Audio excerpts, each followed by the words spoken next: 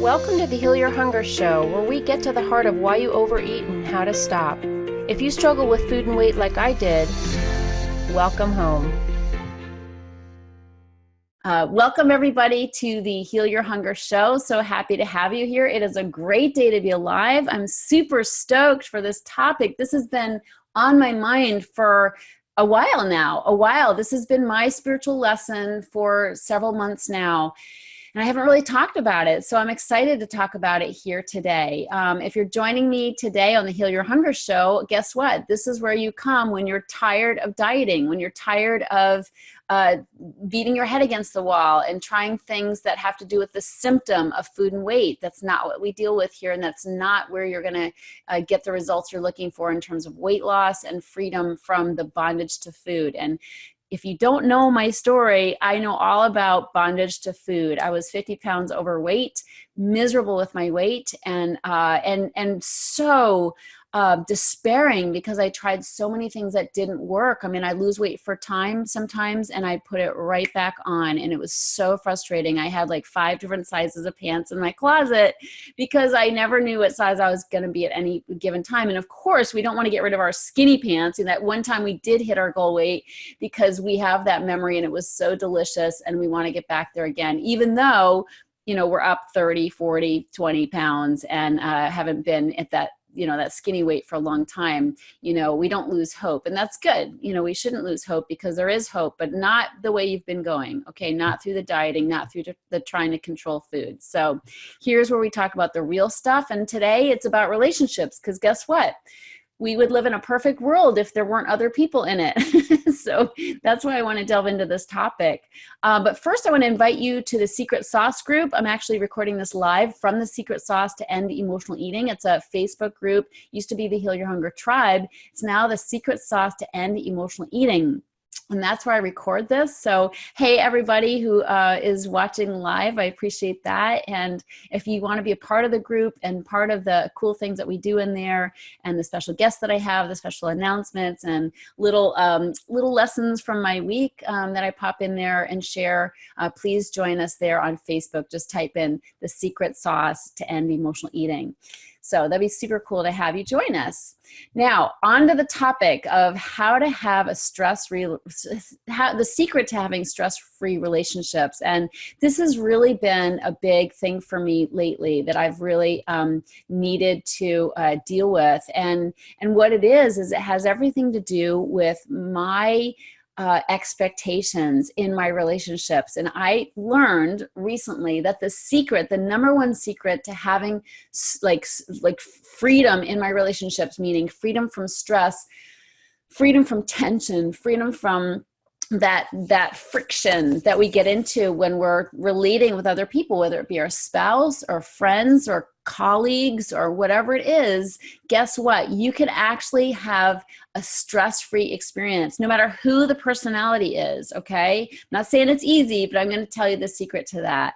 And that is, in my experience, the number one way and secret to having stress-free relationships is to not have an agenda. I'm going to say that again.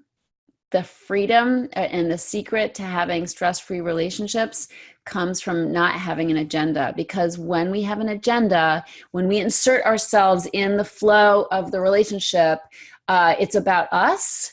It's about getting what we want, getting our agenda met, or followed, and then we're out of flow. Okay, we're out of flow, and it causes friction.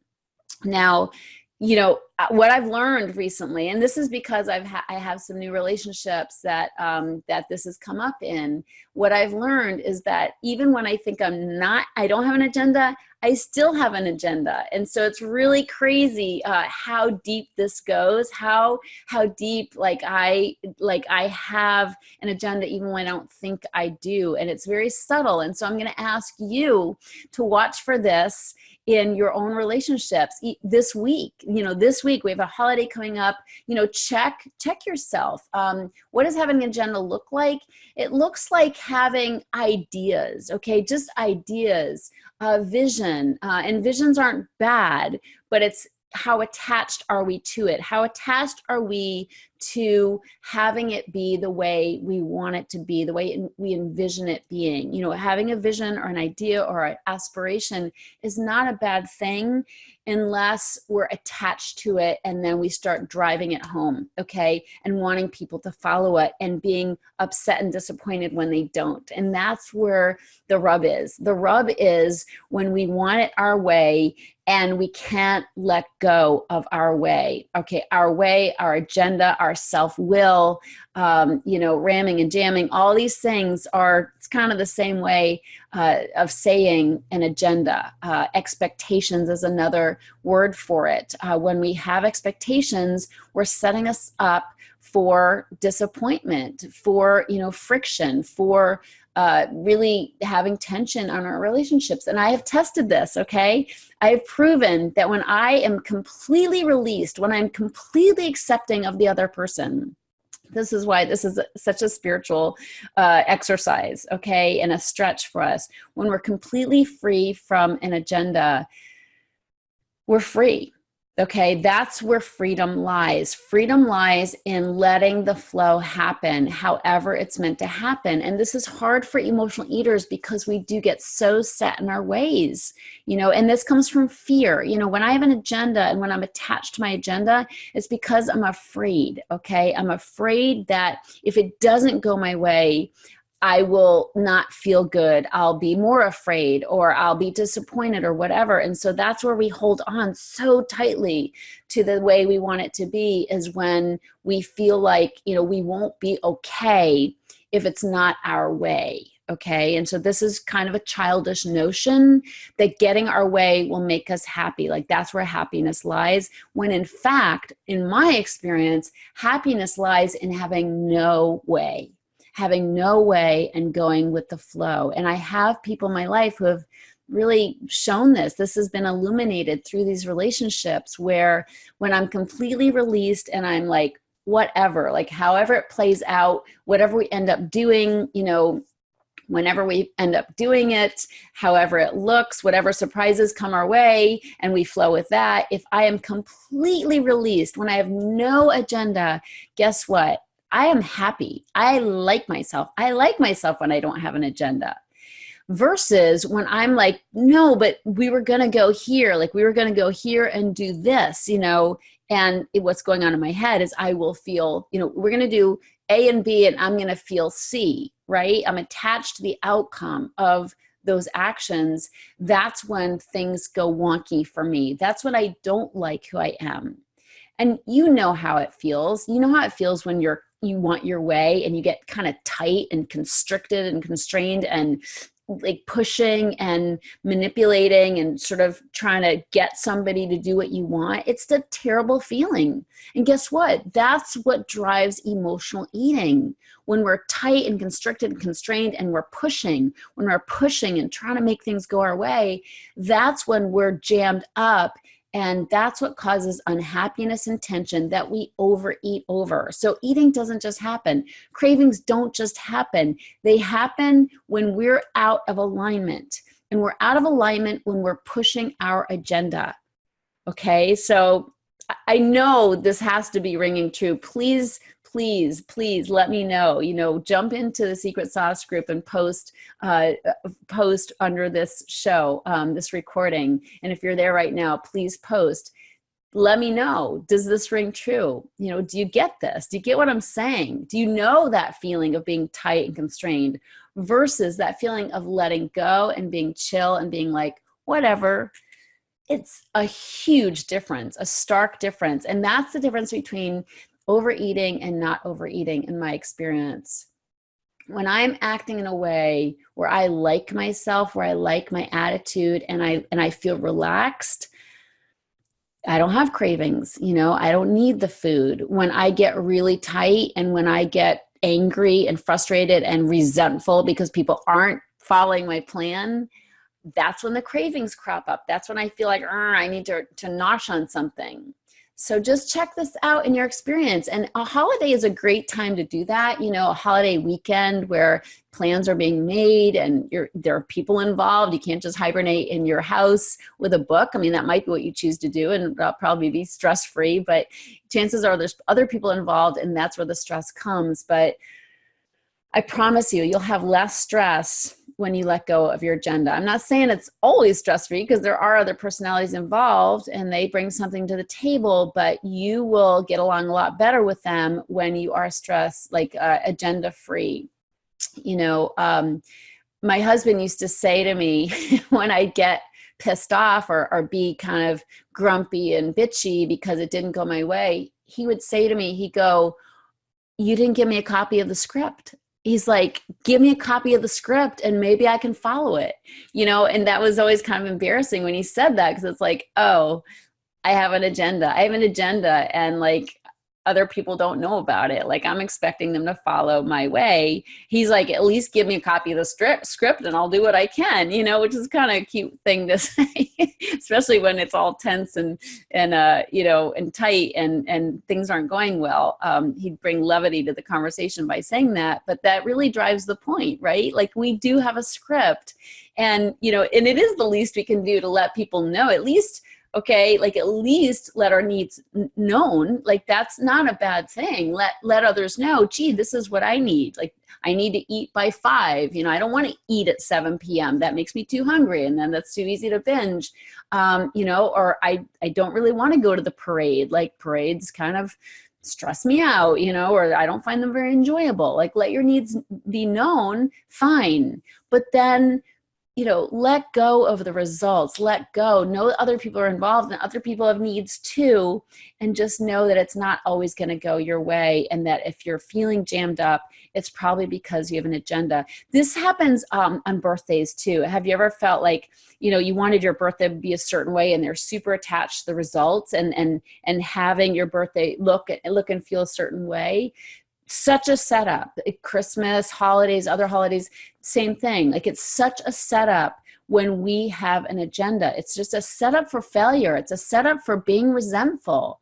And that all gets like wiped off the table when we let go of our agenda. When we're like, you know what? It's all about being.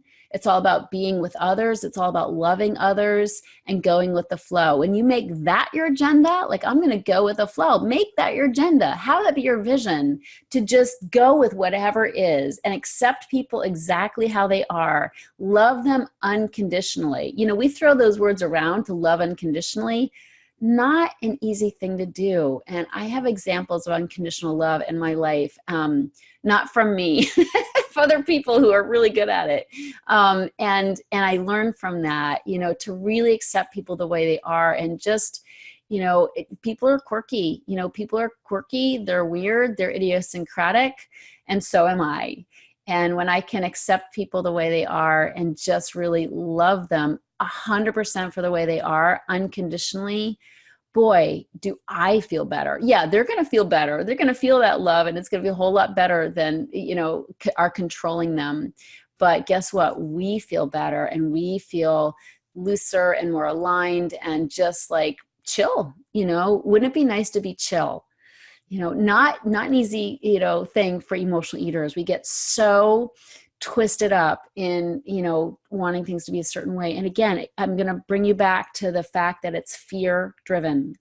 It's fear driven. We want our way because we have the childish belief that if it goes our way, we'll be happy. Okay, that's why we try so hard to try to get to be our way, because we're hoping that if it goes our way, we'll be happy. We have that belief, when in fact, it's the opposite. When we let go and we go with the flow, that's when we have a better chance of being happy. We also believe that if it goes our way, we won't be afraid.